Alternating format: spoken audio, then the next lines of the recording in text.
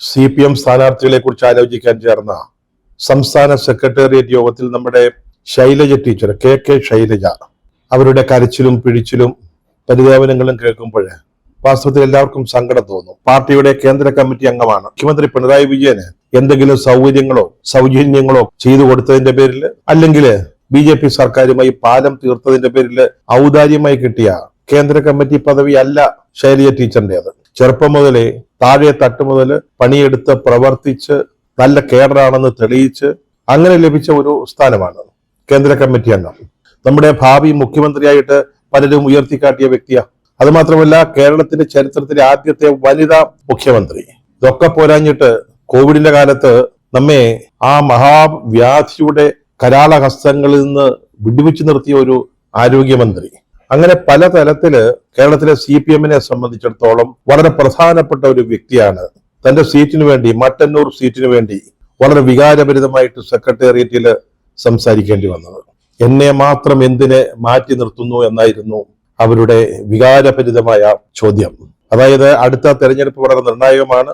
പിണറായി വിജയന് മൂന്നാമത് മുഖ്യമന്ത്രി ആയേ പറ്റൂ, അത് നിർബന്ധമുള്ള കാര്യമാണ്.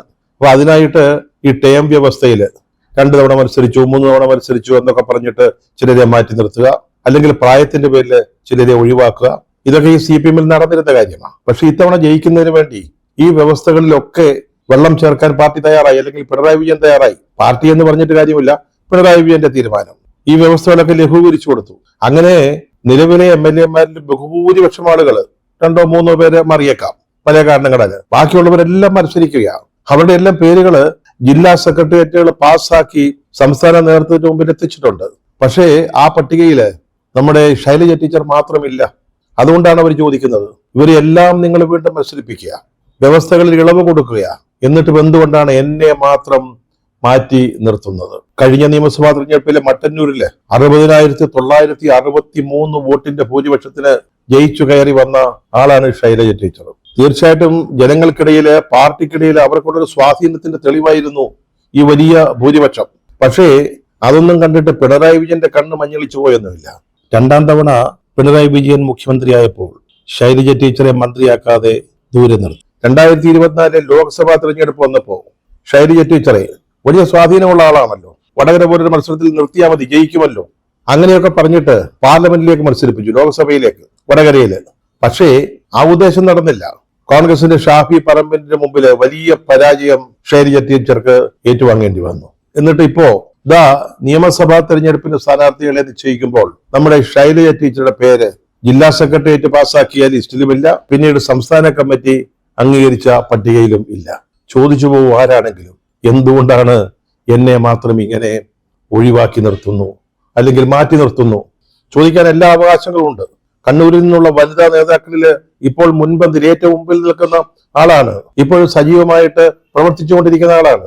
അതുമാത്രമല്ല, പിണറായി വിജയന് തന്നോട് ഇഷ്ടമില്ല എന്ന് മനസ്സിലാക്കിയതിനെ തുടർന്ന്, അല്ലെ താല്പര്യമില്ല എന്ന് ബോധ്യപ്പെട്ടതിനെ തുടർന്ന് അവർ നിരന്തരം എന്നോണം പിണറായി വിജയനെ സ്തുതിച്ച് പാടിക്കൊണ്ടിരിക്കുക, സ്തുതിഗീതങ്ങൾ ആരംഭിച്ചുകൊണ്ടിരിക്കുക.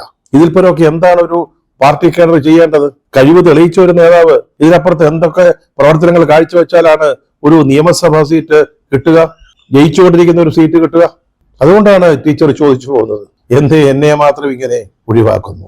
രക്തസാക്ഷി ഫണ്ട് മോഷ്ടിച്ചു എന്ന ആരോപണത്തിന് വിധേയനായി നിൽക്കുന്ന MLA മധുസൂദനെ പയ്യന്നൂരിൽ വീണ്ടും മത്സരിപ്പിക്കാൻ തീരുമാനിച്ച കണ്ണൂർ ജില്ലാ സെക്രട്ടേറിയറ്റാണ് നമ്മുടെ ശൈലജ ടീച്ചറിന്റെ പേര് വെട്ടിക്കളഞ്ഞത്. ഒന്ന് ആലോചിച്ച് നോക്കണം. അവരോട് പറഞ്ഞിരിക്കുന്നത് വേണമെങ്കിൽ പേരാവൂര് മത്സരിക്കാനാണ്. പേരാവൂരിൽ നിന്ന് ശൈലജ ടീച്ചർ നേരത്തെ മത്സരിച്ച് ജയിച്ചിട്ടുണ്ട്. അത് 2006-ലായിരുന്നു. പക്ഷെ 2011 അടുത്ത തെരഞ്ഞെടുപ്പില് കോൺഗ്രസിന്റെ സണ്ണി ജോസഫിനോട് ശൈലജ ടീച്ചർ തോറ്റുപോയി. പിന്നീട് തുടർച്ചയായിട്ട് അവിടെ ജയിക്കുന്നത് സണ്ണി ജോസഫാണ്. ആ സണ്ണി ജോസഫിനെതിരെ മത്സരിക്കാനാണ് പാർട്ടി പറയുന്നത്. മട്ടന്നൂർ വരെ വലിയ ഭൂരിപക്ഷമുള്ള ഉറപ്പുള്ള ഒരു സീറ്റില് നമുക്ക് പുതിയ ആളുകളെ, പുതുമുഖങ്ങളെ വയ്ക്കാം. പക്ഷെ മത്സരിച്ച് അല്ലെങ്കിൽ പോരാടി ജയിക്കേണ്ട മണ്ഡലങ്ങളിൽ ശൈലജ ടീച്ചറെ പോലെ കരുത്തും അനുഭവജ്ഞാനവും പാരമ്പര്യമുള്ള ഒരു നേതാവിനെ വേണം. അതാണ് പാർട്ടിയിലെ ബുദ്ധി കേന്ദ്രങ്ങള് പിണറായിയോട് ചേർന്ന് നിൽക്കുന്ന, അദ്ദേഹത്തിന് വേണ്ടി സംസാരിക്കുകയും ചിന്തിക്കുകയും ചെയ്യുന്ന ബുദ്ധി കേന്ദ്രങ്ങൾ മുന്നോട്ട് വയ്ക്കുന്ന ഒരു ആവശ്യം. പേരാവൂര് പഴയതുപോലല്ല. സണ്ണി ജോസഫ് തന്നെയായിരിക്കും അവിടെ സ്ഥാനാർത്ഥി. പക്ഷെ അദ്ദേഹം ഇപ്പോൾ KPCC പ്രസിഡന്റാണ്. അദ്ദേഹത്തിന്റെ സ്റ്റേച്ചർ വല്ലാതെ മാറി. അടുത്ത തവണ UDF തെരഞ്ഞെടുപ്പിൽ ജയിക്കുമെന്നാണ് പലരും കരുതുന്നത്. ആ പ്രതീക്ഷയാണ് ഉള്ളത്. അങ്ങനെ വന്നാല് സണ്ണി ജോസഫ് കൂടുതൽ ഉയർന്ന പദവികളിലേക്ക് പോകാം. മുഖ്യമന്ത്രി സ്ഥാനത്തേക്കുള്ള തെരഞ്ഞെടുപ്പിൽ പോലും അദ്ദേഹത്തിന്റെ പേര് വളരെ ശക്തമായിട്ട് വരാവുന്നതാണ്. അത്തരത്തിലുള്ള ഒരാൾക്കെതിരെ 2011 മുതലുള്ള തെരഞ്ഞെടുപ്പുകളിൽ സണ്ണി ജയിച്ചുകൊണ്ടിരിക്കുന്ന മണ്ഡലത്തിൽ ടീച്ചർ മത്സരിക്കുകയാണെങ്കിൽ എന്താവും സംഭവിക്കുക എന്നുള്ളത് എല്ലാവർക്കും അറിയാവുന്ന കാര്യമാണ്. അതുകൊണ്ടാണ് പാർട്ടി പറയുന്നത് പേരാവൂര് വേണോ, തന്നേക്കാം, വേണമെങ്കിൽ അങ്ങോട്ട് വിട്ടോ വണ്ടി എന്ന് പറയുന്നത്. എന്തിനെന്നെ മാറ്റി നിർത്തുന്നു എന്ന് ശൈലജ ടീച്ചർ ചോദിക്കുമ്പോൾ അതിന്റെ ഉത്തരം ടീച്ചർക്ക് അറിയാത്തതല്ല. ടീച്ചർക്ക് മാത്രമല്ല, ആ പാർട്ടിയിലുള്ളവരെ, ആ പാർട്ടിക്ക് പുറത്തുള്ളവര്, കേരള രാഷ്ട്രീയം ശ്രദ്ധാപൂർവം വീക്ഷിക്കുന്നവർ, ഇവർക്കെല്ലാം അറിയാം എന്തുകൊണ്ടാണ് ശൈലജ ടീച്ചർ ഇത്തവണത്തെ പട്ടികയിൽ മട്ടന്നൂരിൽ നിന്നുള്ള സ്ഥാനാർത്ഥിയായിട്ട് വരുന്നില്ല എന്നുള്ളത്. എന്തുകൊണ്ടാണ് അവരെ വടകര ലോക്സഭാ സീറ്റിൽ മത്സരിപ്പിച്ചത് എന്നും എല്ലാവർക്കും അറിയാവുന്ന കാര്യമാണ്. പക്ഷേ ശൈലജ ടീച്ചർ പാർട്ടി സെക്രട്ടേറിയറ്റിന്റെ മുമ്പിലല്ല ഈ ചോദ്യം വാസ്തവത്തിൽ ഉന്നയിക്കുന്നത്. കേരളത്തിലെ ജനങ്ങളുടെ മുമ്പിലാണ്. അവരുടെ മുമ്പിൽ ഈ ഒരു വിഷയം വയ്ക്കുകയാണ്. എന്തുകൊണ്ടാണ് എന്നെ ഇത്തവണത്തെ നിയമസഭാ തെരഞ്ഞെടുപ്പിൽ സ്വന്തം മണ്ഡലമായ മട്ടന്നൂരിൽ മത്സരിപ്പിക്കുന്നില്ല, ഒരവസരം കൂടി നൽകുന്നില്ല? ആ മണ്ഡലവുമായി വലിയ ബന്ധമുള്ള ആളാണ് ശൈലജ ടീച്ചർ. മണ്ഡലത്തിന് വേണ്ടി ധാരാളം പ്രവർത്തനങ്ങൾ നടത്തിയിട്ടുണ്ട്. അതെല്ലാവർക്കും അറിയാവുന്ന കാര്യമാണ്. എങ്കിൽ പിന്നെ എന്തുകൊണ്ട് തനിക്ക് ആ മണ്ഡലം തരുന്നില്ല? അതാണ് അവരുടെ ചോദ്യം. അത് കേരളത്തിലെ ജനങ്ങളുടെ മുമ്പിലാണ് അവർ വയ്ക്കുന്നത്. കേരളത്തിലെ CPM-ലെ ഏക ഛത്രാധിപതിയാണ് നമ്മുടെ പിണറായി വിജയൻ എന്ന കാര്യത്തിൽ ആർക്കും സംശയമില്ല. പാർട്ടിയിൽ ഒരൊറ്റ കുഞ്ഞുപോലും അതിനെതിരെ എഴുന്നേറ്റ് നിന്ന് ഒരു വാക്ക് ഉരിയാടില്ല എന്നുള്ളതാണ് അദ്ദേഹത്തിന്റെ വിജയവും. അതാണ് വസ്തുത.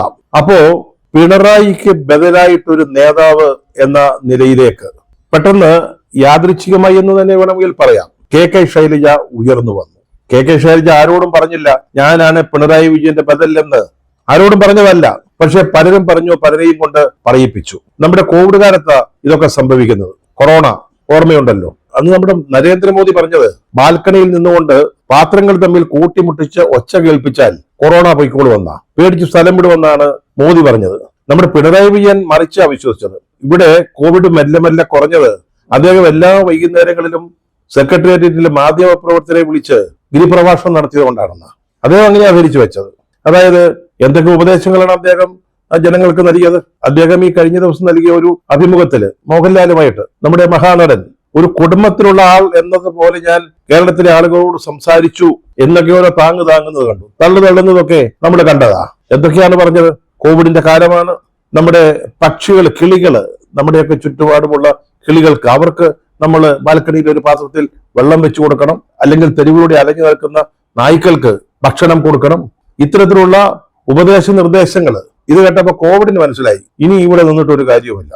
ഇതുപോലെ ആളുകളെ കരുതുന്ന, ആളുകളെ മാത്രമല്ല പക്ഷികളെയും മൃഗങ്ങളെയും ഒക്കെ കരുതലോടെ കാണുന്ന ഒരു ഭരണാധികാരി ഉള്ള സ്ഥലത്ത് പിടിച്ചു നിൽക്കാൻ പറ്റില്ല എന്ന് പറഞ്ഞിട്ടാണ് കോവിഡ് ഇവിടെ നിന്ന് പലായനം ചെയ്തത് എന്നാണ് പിണറായി വിജയനെ പിന്താങ്ങുന്ന ആളുകൾ, അദ്ദേഹത്തിന് വേണ്ടി സ്തുതിഗീതങ്ങൾ ചമയ്ക്കുന്ന ആളുകൾ കരുതി വെച്ചിരിക്കുന്നത്. പക്ഷേ കണക്കുകളുടെ പിൻബലത്തോടുകൂടി നമ്മുടെ ശൈലജ ടീച്ചർക്ക് അനുകൂലമായിട്ടൊരു വലിയ PR വർക്ക് ഇതിനിടയിൽ നടന്നു. അങ്ങനെ കോവിഡിൽ നിന്ന് കേരളത്തെ രക്ഷിച്ചത് ശൈലജ ടീച്ചറാണെന്നുള്ളൊരു തോന്നല്, അല്ല അങ്ങനെയുള്ള ഒരു നറേറ്റീവ് കേരള സമൂഹത്തിൽ വളർന്നു വന്നു. വൈകുന്നേരത്തെ ഈ 6 മണി പ്രഭാഷണമാണ് കോവിഡിൽ നിന്ന് കേരളത്തെ രക്ഷിച്ചതെന്ന് കരുതുന്ന ഒരു ഭരണാധികാരി അല്ലെങ്കിൽ അദ്ദേഹത്തെ പിന്താങ്ങുന്നവര്. അവിടെയാണ് ശൈലജ ടീച്ചറിന്റെ അവസരോചിതമായ ഇടപെടൽ, അവരുടെ നേതൃത്വത്തിൽ ആരോഗ്യവകുപ്പ് നടത്തിയ അങ്ങേയറ്റം പ്രശംസനീയമായ പ്രവർത്തനങ്ങൾ, ഇതുകൊണ്ടൊക്കെയാണ് കേരളം കോവിഡിന്റെ പിടിയിൽ പോകാതിരുന്നത് എന്ന ഒരു നറേറ്റീവ്. ഇത് നമ്മുടെ പിണറായി വിജയൻ സമ്മതിക്കുമോ? 6 മണി പ്രസംഗമല്ല, ആരോഗ്യമന്ത്രിയുടെ പ്രവർത്തനങ്ങളാണ് കോവിഡിൽ നിന്ന് കേരളത്തെ രക്ഷിച്ചതെന്ന് ആരെങ്കിലും പറഞ്ഞാല് അതൊക്കെ അങ്ങോട്ട് സമ്മതിച്ചു കൊടുക്കാൻ പറ്റുമോ? ധാരാളം കണക്കുകൾ ഉദ്ധരിച്ചുകൊണ്ടായിരുന്നു. അതായത് കേരളത്തിലെ മരിച്ച ആളുകളുടെ സംഖ്യ അടക്കമുള്ള കണക്കുകൾ അതൊക്കെ ചൂണ്ടിക്കാണിച്ചുകൊണ്ടായിരുന്നു ശൈലജ ടീച്ചറിന് അനുകൂലമായിട്ടുള്ള PR വർക്ക് ഇവിടെ പൊടിപിടിച്ചത്. അതിന്റെ ഫലമായിട്ട് വിശ്രുതമായ മക്സാസെ അവാർഡ് അവർക്ക് ഓഫർ ചെയ്തു. ടീച്ചറെ വിളിച്ചു പറഞ്ഞു, ടീച്ചറെ ഞങ്ങൾ ഈ തവണത്തെ അവാർഡ് ടീച്ചർക്കാണ് നൽകുന്നത്, സദയം സ്വീകരിക്കണം എന്ന് പറഞ്ഞു. പക്ഷെ പിണറായി വിജയനും സെറ്റും അത് സമ്മതിക്കുമോ? പിണറായി വിജയൻ ഇരിക്കുമ്പോ ശൈലജ ടീച്ചർക്ക് മക്സാസെ അവാർഡ്, ഇന്റർനാഷണൽ അവാർഡ്, പിന്തിരിപ്പൻ യാഥാസ്ഥിതികന്മാർ നൽകുന്ന മക്സാസെ അവാർഡ് ഇടതുപക്ഷക്കാരെ പ്രലോഭിപ്പിക്കാനും സ്വാധീനിക്കാനുമുള്ള ഒരു മാർഗം എന്ന നിലയിൽ നൽകുമ്പോൾ അത് സ്വീകരിക്കാൻ നമ്മുടെ സഖാവിനെ അനുവദിക്കാൻ പാടില്ല. പാർട്ടി പറഞ്ഞു പോകണ്ട, മക്സാസെ അവാർഡൊന്നും ഇവിടെ വലിയ പ്രധാനപ്പെട്ട കാര്യമൊന്നുമല്ല, അത് സ്വീകരിക്കണ്ട എന്നാണ് പറഞ്ഞത്. ടീച്ചർക്ക് വേണ്ടി പറഞ്ഞ കണക്കുകളൊക്കെ തെറ്റാണെന്ന് പിന്നീട് പലരും തെളിയിച്ചെങ്കിലും അന്ന് കിട്ടിയ ഈ പ്രശംസ അല്ലെങ്കിൽ കീർത്തി, ആ പ്രതിച്ഛായ, അത് ചാവാതെ കിടന്നത് പിണറായി വിജയൻ വീണ്ടും തലവേദനയായി. അങ്ങനെയാണ് വടകരയില് ടീച്ചറമ്മയെ സ്ഥാനാർത്ഥിയാക്കിയതും ഇപ്പോൾ മട്ടന്നൂരില് ടീച്ചറിനെ വെട്ടുന്നതും. ശൈലജ ടീച്ചർ വീണ്ടും ഒരിക്കൽ കൂടി മത്സരിക്കണമെന്നും ജയിക്കണമെന്നും നിയമസഭയിൽ എത്തണമെന്നും ഒക്കെ ആഗ്രഹിക്കുന്നതിൽ യാതൊരു തെറ്റും പറയാൻ പറ്റത്തില്ല. കാരണം അവർക്ക് അവകാശപ്പെട്ട ഒന്ന് തന്നെയാണത്. അത് മാത്രമല്ല, ഇക്കുറി 3ാം തവണ LDF ജയിക്കുകയാണെങ്കിൽ പിണറായി വിജയനാവും മുഖ്യമന്ത്രി എന്ന കാര്യത്തിൽ യാതൊരു സംശയവുമില്ല. പക്ഷെ അദ്ദേഹത്തിന് നല്ല പ്രായമുണ്ട്, ആരോഗ്യകാര്യങ്ങളിൽ പ്രശ്നമുണ്ട്, ചില രോഗം ബാധിച്ച് അദ്ദേഹം തുടർച്ചയെന്നോണം അമേരിക്കയിലെ ചികിത്സയിലാണ്. എങ്കിലും അദ്ദേഹം മത്സരിക്കുക. ഈ പ്രായത്തിലും അദ്ദേഹത്തിന് ടേം വ്യവസ്ഥകളോ അല്ലെങ്കിൽ പ്രായപരിധിയോ ഒന്നും ബാധകമല്ല. കാരണം അദ്ദേഹമാണല്ലോ പരമോന്നത നേതാവ്, സുപ്രീം ലീഡർ. അതുകൊണ്ട് തന്നെ അദ്ദേഹത്തെ ആരും ചോദ്യം ചെയ്യത്തില്ല. അമ്മാവൻ അടുപ്പിലും എന്തും ചെയ്യാവുന്നൊരു ചൊല്ല് പണ്ടേ ഇവിടെ ഉള്ളതാണ്. പക്ഷെ പ്രശ്നമൊന്നുമല്ല, 3ാം തവണയും ജയിച്ച് പിണറായി വിജയൻ മുഖ്യമന്ത്രിയാകുന്നു എന്ന് കരുതുക. പക്ഷേ ഈ ആരോഗ്യ പ്രശ്നങ്ങൾ കാരണം ഇടയ്ക്ക് എപ്പോഴെങ്കിലും അദ്ദേഹത്തിന് ഒഴിയണമെന്ന് തോന്നിയാലോ, മറ്റൊരാളെ ആ സ്ഥാനത്തേക്ക് തിരഞ്ഞെടുക്കേണ്ടി വരുന്ന ഒരു സാഹചര്യം ഉണ്ടായാലോ, അതൊക്കെ മുന്നിൽ കണ്ടുകൊണ്ടാണ് നമ്മുടെ ടീച്ചറും തോമസ് ഐസക്കും അതുപോലെ തന്നെ ജി സുധാകരനും ഒക്കെ ഒരിക്കൽ കൂടി മത്സരിക്കണം എന്ന് ആഗ്രഹിക്കുന്നത്. ഇതിലൊന്നും ഒരു തെറ്റൊന്നുമില്ല. രാഷ്ട്രീയത്തിൽ ഇതൊക്കെ വളരെ സ്വാഭാവികമാണ്. അവസരങ്ങളാണ് ചിലപ്പോൾ ചിലരെയൊക്കെ മുകളിലേക്ക് ഉയർത്തിക്കൊണ്ടുവരുന്നത്. അതിൽ ആരുടെയും പേരിൽ തെറ്റ് കാണാൻ പാടില്ല. പക്ഷെ അത് പിണറായിക്ക് നന്നായിട്ട് മനസ്സിലാകും. അദ്ദേഹം ഒഴിയുമ്പോൾ പകരം വരേണ്ടത് ആരാണ് എന്ന കാര്യത്തിൽ അദ്ദേഹത്തിന് കൃത്യമായ ഒരു ചിത്രമുണ്ട് മനസ്സിൽ.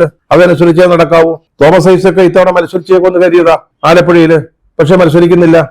നമ്മുടെ ജി സുധാകരൻ താൻ അമ്പലപ്പുഴയിൽ മത്സരിച്ചാൽ ജയിക്കുമെന്നും അത് തനിക്ക് താല്പര്യമുണ്ടെന്നും തന്റെ ശിഷ്യനായ അഖിലേന്ത്യാ ജനറൽ സെക്രട്ടറി ബേബി സഖാവിനെ അറിയിച്ചതാ. ശൈലജ ടീച്ചർ അവസാനം വരെ കളത്തിൽ ഉണ്ടായിരുന്ന ആളാണ്. നമ്മുടെ AN ഷംസീർ സ്പീക്കറായിരുന്നല്ലോ. അദ്ദേഹത്തിന് കഴിഞ്ഞ മന്ത്രിസ്ഥാനം കൊടുത്തില്ല. MP രാജേഷിനെ സ്പീക്കറാക്കി. MP രാജേഷ് പിന്നീട് മന്ത്രിയായപ്പോൾ വേറെ വഴിയൊന്നുമില്ലാതെ ഷംസീറിനെ സ്പീക്കറാക്കിയതാ. അദ്ദേഹം 2 ടേം ജയിച്ചു എന്നാണ് ഓർമ്മ. ചെറുപ്പക്കാരനാണ് ഇപ്പോഴും. വേണമെങ്കിൽ അദ്ദേഹത്തിന് ഒരിക്കൽ കൂടി മത്സരിക്കാൻ അവസരം കൊടുക്കാവുന്നതാ. പക്ഷെ അദ്ദേഹത്തിന് കൊടുക്കുന്നില്ല. അതിന്റെയൊക്കെ പിന്നിലുള്ള എല്ലാവർക്കും അറിയാവുന്ന രഹസ്യം എന്ന് പറയാൻ പറ്റത്തില്ല, എല്ലാവർക്കും അറിയാവുന്ന കാര്യം തന്റെ മരുമകനായ മുഹമ്മദ് റിയാസിന് വേണ്ടി വഴിയൊരുക്കുന്നു എന്നുള്ളത് തന്നെയാണ്. കേരളത്തിന്റെ മുഖ്യമന്ത്രി സ്ഥാനത്തേക്ക് എതിരറ്റ ആളായി മുഹമ്മദ് റിയാസിനെ വളർത്തിക്കൊണ്ടുവരുന്നതിനുള്ള വളരെ ആലോചനാപൂർണമായ ശ്രമങ്ങളുടെ ആസൂത്രണത്തിന്റെ ഭാഗമാണ് കഴിഞ്ഞ തെരഞ്ഞെടുപ്പിലും ഈ തെരഞ്ഞെടുപ്പിലും മുകളിലേക്ക് കടന്നു വരാൻ സാധ്യതയുള്ള ആളുകളെ നേരത്തെ തന്നെ വെട്ടുക എന്നുള്ളതാണ്. ഇപ്പൊ ടീച്ചറിന്റെ സീറ്റ് കിട്ടാത്തത്, ജി സുധാകരനെ പരിഗണിക്കാത്തത്, തോമസ് ഐസക്കിനെ പരിഗണിക്കും എന്നൊരു തോന്നൽ ഉണ്ടാക്കിയിട്ട് വേണ്ട എന്ന് വയ്ക്കുന്നത്, ഇതൊക്കെ ഈ ഒരു തന്ത്രത്തിന്റെ ഭാഗമാണ്. ഇപ്പോൾ ചില മാപ്രകൾ പറയുന്നത് ജി സുധാകരനെ അനുനയിപ്പിക്കാൻ ശ്രമം നടക്കുന്നുണ്ടെന്നാണ്. അതായത് അദ്ദേഹത്തിന് ഭരണപരിഷ്കാര കമ്മീഷൻ പോലുള്ള എന്തെങ്കിലും പദവി നൽകിയേക്കാമെന്ന് ഇപ്പോഴേ വാഗ്ദാനം കൊടുക്കാൻ പോകുന്നു എന്നാണ് പറയുന്നത്. മാപ്രകൾ പറയുന്നതാണ്. ശരിയാണോ എന്നറിയില്ല. ശരി, അദ്ദേഹത്തിന് ഭരണപരിഷ്കാര കമ്മീഷന്റെ ചെയർമാനാകണമെങ്കിൽ LDF വീണ്ടും ജയിക്കണം. അതിന് സാധ്യത തുലോ കുറവാണ്. ഇനി ജയിച്ച് ഇദ്ദേഹത്തെ ഭരണപരിഷ്കാര കമ്മീഷന്റെ ചെയർമാനാക്കിയിട്ട് എന്താ കാര്യം? നമ്മുടെ VS-നെ പണ്ടങ്ങനാക്കിയതാ, ക്യാബിനറ്റ് പദവിയൊക്കെ കൊടുത്തതാ. പക്ഷെ മുഖ്യമന്ത്രി പിണറായി വിജയനായിരുന്നു. അദ്ദേഹം എന്ത് പരിഷ്കരിച്ചു എന്ന് ആർക്കും അറിയില്ല.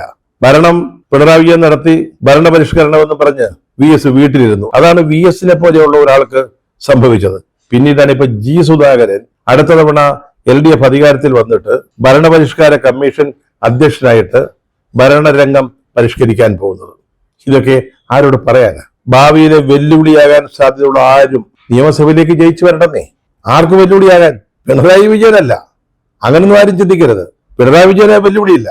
ഇവിടെ മരുമകൻ മുഹമ്മദ് റിയാസിന്റെ കാര്യമാണ് പറഞ്ഞത്. അദ്ദേഹത്തിനെതിരായിട്ടൊരാള് ഭാവി മുഖ്യമന്ത്രി സ്ഥാനത്തേക്ക് എഴുന്നേറ്റ് നിൽക്കരുത്. ഇപ്പൊ ടീച്ചറിനെ അങ്ങോട്ട് മാറ്റുമ്പോൾ സ്ത്രീ പ്രാതിനിധ്യം എന്നൊക്കെ നമുക്ക് വേണേൽ പറയാം. അതിന് പ്രശ്നമൊന്നുമില്ല. നമ്മൾ തളിപ്പറമ്പില് നല്ല 1ാം തരം ഒരു സ്ഥാനാർത്ഥിയെ മത്സരിപ്പിക്കുന്നുണ്ട്, PK ശ്യാമള. നമ്മുടെ പാർട്ടി സംസ്ഥാന സെക്രട്ടറി ഗോവിന്ദൻ മാക്സിന്റെ ഭാര്യയാണ്. ഭർത്താവ് ഒഴിയുമ്പോൾ ഭാര്യ വരുന്നു. വിജയരാഘവൻ ഒഴിയുമ്പോൾ ബിന്ദു ടീച്ചർ വരുന്നു, MLA ആകുന്നു, മന്ത്രിയാകുന്നു. ഇവിടെ PK ശ്യാമള മത്സരിക്കുന്നു, അവർ ജയിക്കുന്നു. LDF-ന് ഭൂരിപക്ഷം കിട്ടുകയാണെങ്കിൽ ഒരു മന്ത്രിയാവുന്നു. പക്ഷെ ടീച്ചറോട് പറയാനുള്ളത്, പേരാവൂര് കിട്ടുകയാണെങ്കിൽ അത് സ്വീകരിക്കണം. പേരാവൂരെങ്കിൽ പേരാവൂര്. ഏത് വഴിയാണ് രാഷ്ട്രീയ ഭാഗ്യങ്ങൾ നമ്മെ അന്വേഷിച്ചു വരിക എന്നുള്ളത് പടച്ച തമ്പുരാന് പോലും അറിയാത്ത കാര്യമാണ്.